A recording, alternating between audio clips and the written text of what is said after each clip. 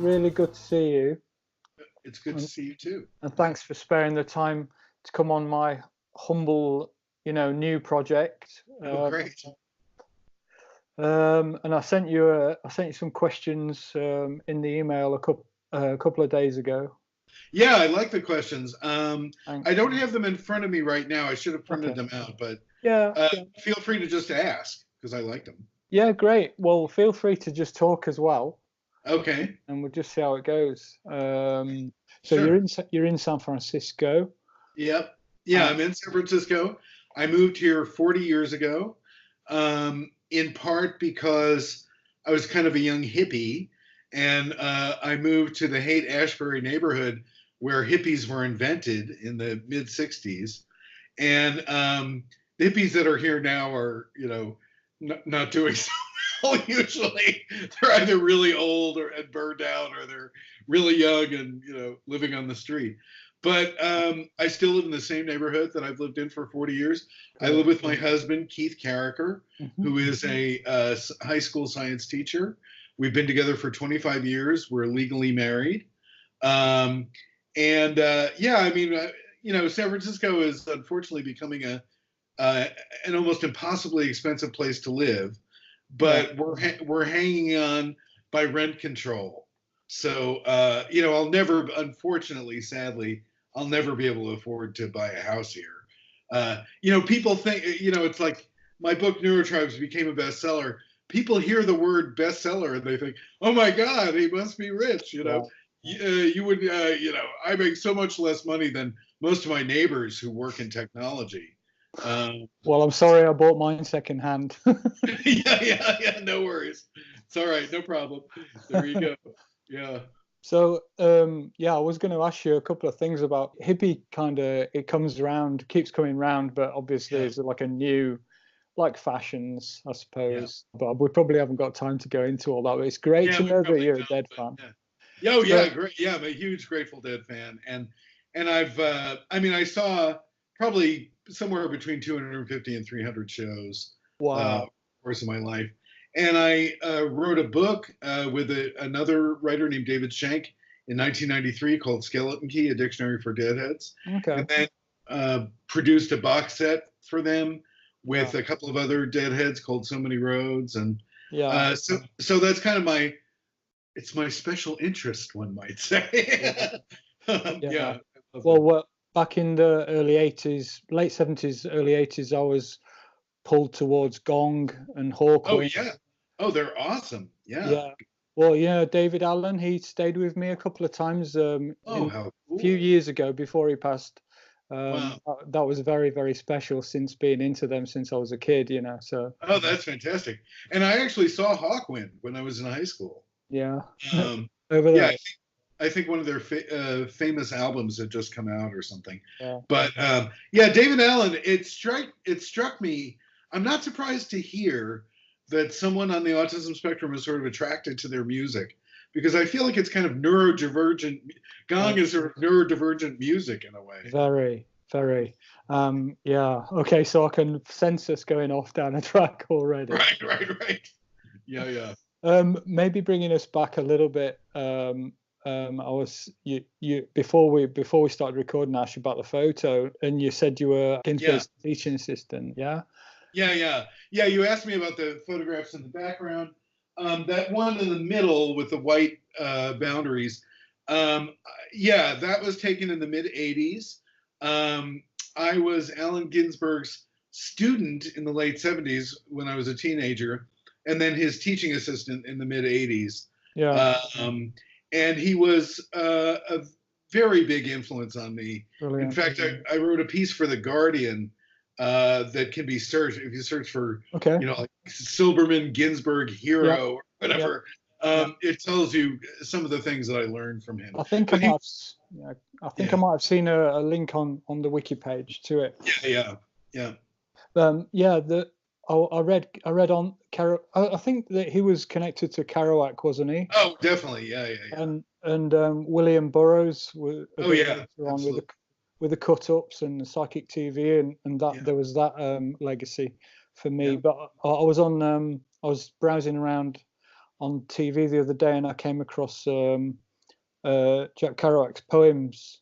Oh wow, nice. With him reciting them to music. Oh, that's great. Yeah. It's a CD called Poetry for the Beat Generation, and that was really sent me off into a different space for the evening. That was lovely. Anyway. Can I ask you, Johnny, sure. How old were you when you were diagnosed? Okay, that was in 2014. I'm 53 now, so it's 48. Wow. So when you got the diagnosis, how did it feel? Did it feel like a good thing or a problematic thing, or how did it feel to finally get a diagnosis? Well, when I sat in that dim room that I'd sat in for about 5 or 6 hours altogether, being interviewed by the neurologist, and she told me there was nothing there, and she said. And then she had to prompt me to actually feel the emotion, because I didn't know which emotion to tap into. And she went, "Oh, that's interesting. Some people make a big sigh of relief, and some people might have one or two tears." And suddenly I just went, wow. Yeah. I don't know what it was, but relief or shock or whatever. I'm not quite sure. It's a mixture. Yeah. But yeah, it's been afterwards. Since then, I suppose for a couple of years it went up and down, and it's kind of they taught me to modulate energy and emotions, in post-diagnostic support, which is really good here. That's the NHS thing. Great. And so it's like kind of leveled out a lot. But one thing I've also learned is that all the qigong and stuff that I did all my life is how great. It's really helped. So I've got that the benefit of all of that yoga when I was a teenager, and then qigong, years of it, and I still do it now. And I interviewed Holly Bridges in Australia. She's like the polyvagal nerve, works with autistic people in that sense, and she says it's called vagal toning. So it makes sense to me. That's great. Yeah. Thanks. Anyway, I can talk a lot about me. I want to find out a little bit more about you. Thanks for asking anyway. Sure. So okay, so you're coming over to the UK in a month's time. What else are you up to? And what's been going on recently with regards to the book? And I'm wondering if there might be an update. Is that a daft question? No, there's not going to be an update to the book. I will. This is one of the first times I've ever said this in public, but I'm actually working on a new book. It's not about autism, though. And I don't want to say yet exactly what it's about, but it'll be news in probably a couple of weeks or so. But it is another medical history, and it's a history of another community that has faced a lot of stigma and secrecy. Okay. Although in some ways it's a very intense story. It's not about a cognitive disability. It's about a physical disorder that's life-threatening, actually. Right. And so one of the reasons I'm coming to England really for two reasons. Yeah. One is that when I was immediately after my book Neurotribes was published, I was kind of on this mad book tour, and rushing around and having to show up at all these places, and I was not always able to speak to smaller, particularly autistic-run communities and organizations. Yeah. Because in a way I was working for the Publishers Speakers Bureau, really, and I still am working for them. But it just so happened that I had two invitations from hosts in Europe who would partially pay for my airfare to go over. And so I thought, well, it would be nice if I use that to speak to smaller organizations, particularly autistic-run organizations like Autistic UK, where I wouldn't have been able to before. And, they couldn't afford to fly me out, So especially because I'm somewhat disabled myself in that I have a condition, a circulatory condition called chronic venous insufficiency. So I actually can't fly economy. I have to fly either economy plus or business class on the orders of my doctor. He gets very angry at me when I fly economy because you can actually die in the area or in the air. So, I thought, well, if I have to go to Europe anyway, and someone's paying for most of it, not all of it actually, but most of it, then I should use that time to sort of, in a sense, express my gratitude to smaller organizations, particularly organizations of autistic people like Autistic UK. I'm doing a benefit for them in Manchester. And then Melissa, your friend, asked me to be part of the Festival of Debates. She's on the spectrum. And so I just thought it would be a nice way to sort of make community with autistic people. And the other thing I'm doing, though, is I'm also interviewing a leading expert on the subject of the next book.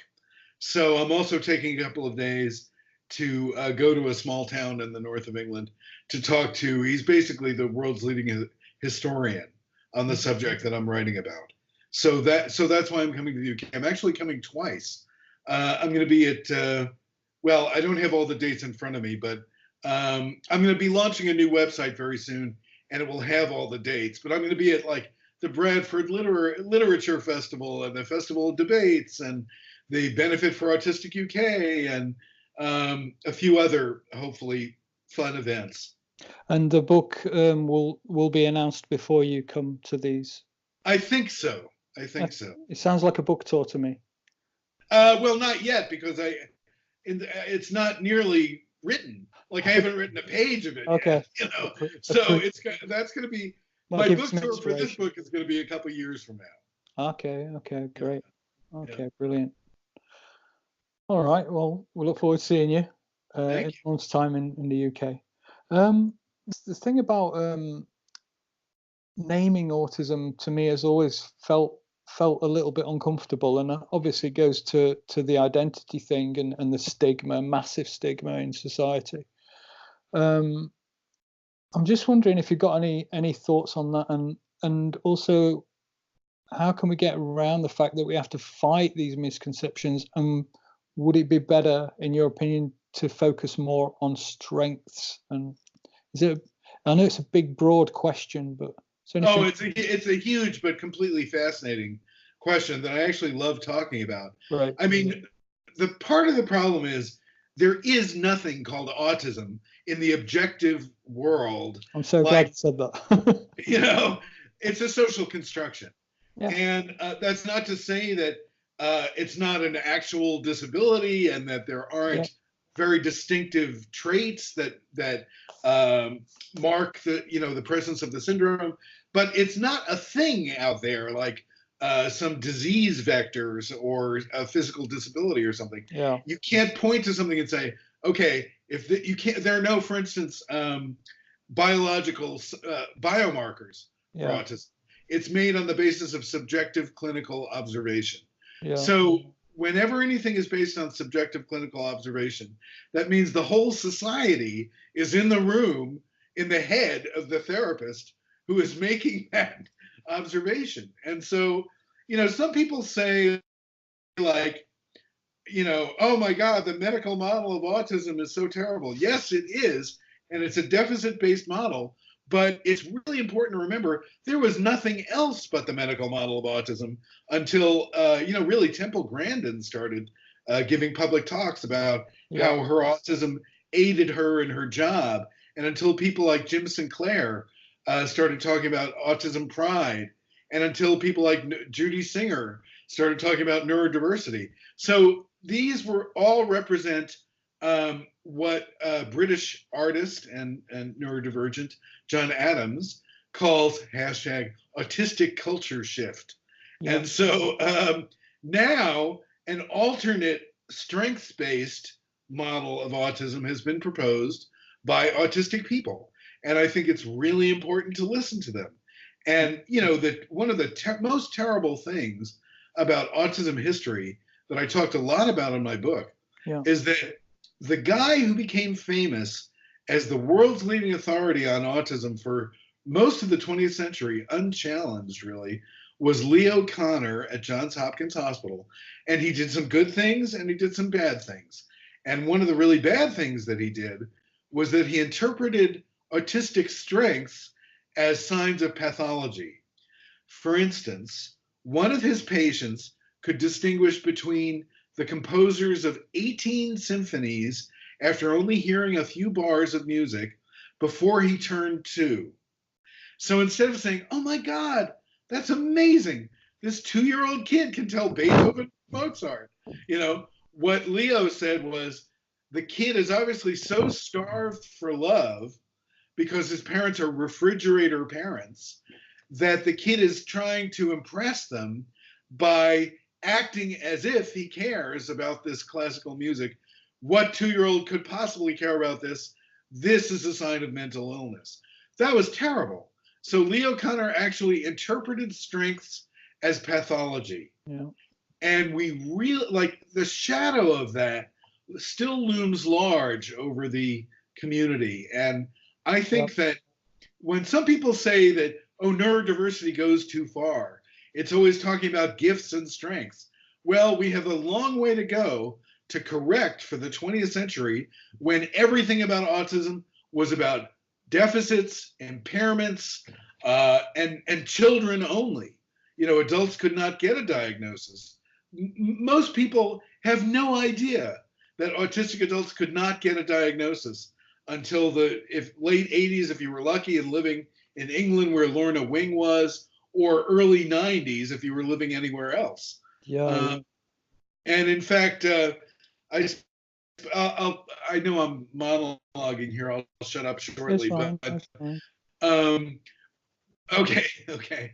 I spoke to a pioneering autism researcher named Ed Ritvo, who was at the University of California in Los Angeles. And he wrote the very first paper on autistic adults who got married, had jobs, and had kids in the late 80s. People don't realize how recent that is. Yeah. And he was mocked by his colleagues for suggesting that such a thing could happen, that autistic children could grow up, get married, have jobs, and have kids. Yeah. They said, oh, this is ridiculous. This doesn't happen. That was the 80s. That's not that long ago. Yeah, and I'm aware that I think it's 91 was the first use of Asperger in the UK. Yeah. I know what I was doing. I was on the road on my way to Mecca doing the Hajj. Oh, amazing. Yeah, I mean that was part of my history. I just dove straight into Sufism, looking for some kind of framework to hold me together in this society. 20 years of that. But I just think that wasn't, Asperger's wasn't even used until 91. Yeah. This is way out of my depth, but did you ever think about a parallel between I think it's Mevlevi spinning and stimming? Yeah, I did. That hit me about a year ago. And I got into spinning for a bit. Oh, how cool. Yeah, and I would definitely say that's supreme stimming. yeah, exactly.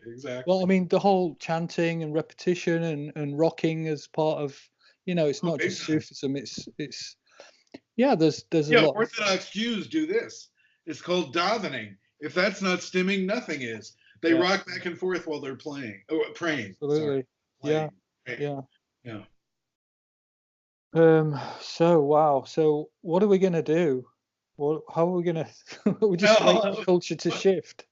Well, one thing that would be nice is that there is so much, and I say this not so much critically, but sadly, really, there's so much infighting in the autism community. There's fighting between self-advocates and parents, between clinicians and everyone else, between parents. There are so many sort of red lines within the larger autism community, including autistic people and non-autistic people. And everyone is constantly sniping at each other, so much so that nearly every one of my autistic friends has had to take time out from social media because they get so attacked, sometimes by other autistic people.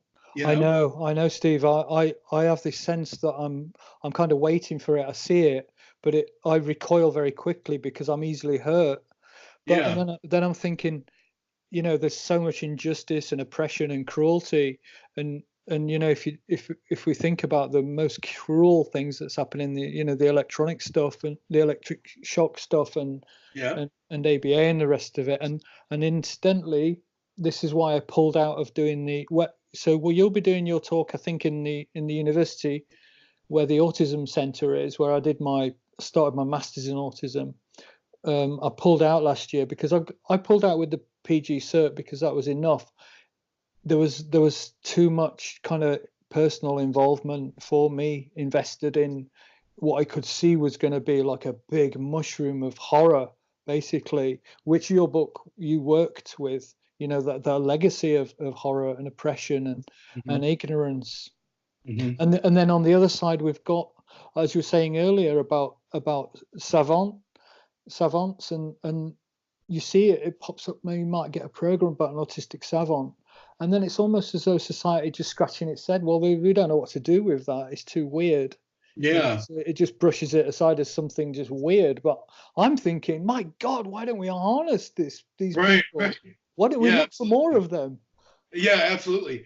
And reading your paper on autism dialogues, it seemed like exactly the sort of steps that need to be taken, because we really need to have dialogues between sub communities within the autism Yeah, community. yeah, Because I really do think that once the noise kind of dies down, that many different wings of the community have the common goal of improving service delivery, respecting autistic people, yeah, giving everyone in society a chance to thrive, giving people who need the most support in society a chance to feel safe and secure in their lives and yeah, engaged in their communities. One of the things I kept hearing from parents as I was interviewing them for my book was, we're afraid to die because we don't know what's going to happen to our son or daughter once we're no longer around yeah. to help them. That's a terrible thing. It And, is. It's not a great way to live. right, it's not. And, so, there are all these kind of like fake arguments that really corrode the autism community. Like, well, then there should be a cure. The answer to that is a cure. Well, no, there is no such thing as a cure for autism. It's, I'm gay. There's no cure for that either. When I first came out in high school, homosexuality was in the DSM, and my parents sent me to a therapist to get cured, and Yeah. it didn't work, you know. And so autism is a pervasive condition that involves every system in the body, and really is a core part of someone's identity. And so to have arguments about something that doesn't even exist, and the problem with focusing on words like cure is that it misallocates very scarce research funding towards that goal. So I'll give you a very concrete example. In America, in the last couple of years, 32% or so, in the 30s, of autism research has been dedicated to genetic research. Some people say, oh, that's eugenics. I think that's going a bit too far. I do think there are useful things that can be learned from genetic research on autism, but only 2% of the research outlay has been going towards lifespan issues. In other words, how to support and accommodate autistic people across the entire lifespan so that they have a better chance at having a happy and healthy life. Yeah. That is a scandal. The fact that 30-something% is going to genetics, academic geneticists, really. Not that they're bad people, but as long as we're virtually completely ignoring autistic adulthood, that's a scandal. And I think that what everyone should be doing, no matter what side of the word neurodiversity they think they're on, is supporting more research for conditions that affect all autistic people, like anxiety, like epilepsy. I mean, virtually every autistic person I know suffers from quite severe anxiety. And it's not hard to see in social media because you see people really stressing out. And we don't even know how anti-anxiety meds function in the autistic brain because that research has never been done. Epilepsy is one of the leading causes of death. In fact, I believe it's the leading cause of death for autistic adults with intellectual disability. We don't know how epilepsy meds work in the autistic brain. This is what we've been ignoring while arguing about words like vaccines and cures. Yeah, and I suppose I'm on the other side. I'm thinking, well, we're not going to solve the problems in society during our lifetime, right? It's never going to be perfect. This isn't. This is Earth. It's not paradise. Right. We can fight our corner and do our bit and make our life, and help others. And I heard a lovely phrase the other day. It was, happiness is so mysterious. It doesn't matter whether it's yours or somebody else's. Wow, that is good. Yeah, that's good. And the other thing is, I do want to say something hopeful. Okay, I was just talking about homosexuality being in the DSM. My parents sending me to a therapist for the cure. I used to get beaten up all the time when I was in high school for being gay. Okay, look at this, kids. It's a wedding ring. Yeah, man. I am a happily married gay man. That would have been completely, incomprehensible in high school. Like, I never would have, if a genie had appeared and said, like, well, what can we do? I would never have dared to say legalize gay marriage, but that happened in one lifetime, mine. And so that is a tremendous culture shift. And I think that we're on the road to having a similar culture shift with autism. And this is the human fight, isn't it? We have to try and make the world a better place. That's what we're all trying to do. And the thing that drove me to dialogue was partly after my diagnosis. It was the fragmentation of everything that I've always felt. I've always felt like I'm a mirror that gets shattered. It's a bit of a Sooth thing, actually. The broken mirror gets shattered into a million pieces, and then you're just one of them. But you're reflecting everything, but you don't feel part of it all. Oh, that's interesting. Yeah. So in my idea, Judaism, in Kabbalah, there's a concept of the shards, like we're all shards of God, sort of. Yeah, that kind of thing. Yeah. So, obviously, I think some of that's 20 years of practicing mystical stuff, and has gone into the idea for autism dialogue to bring together all these different perspectives. All I could see was conflicting ideologies. The first thing they taught us on the masters, that how opposite, how disparate and argumentative as we can see that everything is to do with autism. And then I started to think about, well, the definition of autism is the self. So maybe it's a my brain's kind of going crazy just thinking about, well, what is this crisis of the self then? Is it selfism? But then so my idea was to try and dissolve that fragmentation. Well, part of it is that, in a way, I think that psychiatry in the 20th century was unified around an idea that now seems completely absurd, which is that there is one type of healthy human mind. There isn't. There's neurodiversity. There are many different types of healthy human minds. And it has always been such, and it's not just autism. There are people with dyslexia have strengths, people with ADHD have strengths. And these different types of minds got tagged with diagnoses because, in a way, it was the job of psychiatry to look out for different types of minds. But now we understand that actually that diversity makes society a richer, more engaged, more compassionate, more resilient place. But that idea that there's only one type of healthy human mind still hangs out in the background when we talk about conditions like autism. Yeah, that's we're coming to the end of our time now, but when I went to see my GP a couple of years ago, and I was trying to explain about the social model of disability, and he didn't even know what it was. And that's, a general practitioner in charge of hundreds of people's well-being. Yeah, exactly. So, that's terrible. There's a lot of education to be done. I mean, that's really why when I was about halfway through my book, which, by the way, the whole time I was writing it, I thought no one would like it. I thought I was going to be like flayed and tortured, and my career was over. Okay. But when I was about halfway through, I thought, I have got to finish writing this book so no one else ever has to go through this. So that people can get the benefit of the kind of lonely journey that I took for several years. Brilliant. Excellent sacrifice, Steve. Thank you for it.